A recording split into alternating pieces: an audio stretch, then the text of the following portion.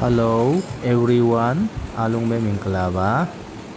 PT Car Mechanic ကနေကြိုဆိုပါရစေဒီဖိတ်ကနေကားပြုတ်ပြင်ไปတဲ့ပတ်သက်တဲ့အရာတွေအားလုံးမျှဝေပေးမှာဖြစ်ပါတယ်ကားပြတ်တာလည်းဖြစ်ကားပြုတ်ပြင်တာလည်းဖြစ်ကားနဲ့ပတ်သက်လို့အရာတွေအားလုံးမျှဝေပေးမှာဖြစ်တဲ့အတွက်ပညာရရှိရချင်ပညာတင်ချင်ပညာဒါနလေးတွေမျှဝေပေးမှာဖြစ်ပါတယ်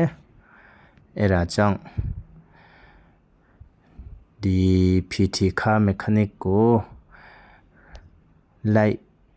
and subscribe လေးလုပ်ပေးကြပါလို့တောင်းဆိုချင်ပါတယ်နောက်မှလည်းကားနဲ့ပတ်သက်တဲ့ဟာတွေအများကြီးမျှဝေပေးမှာဖြစ်တဲ့အတွက်ဒီ PT Car Mechanic ကို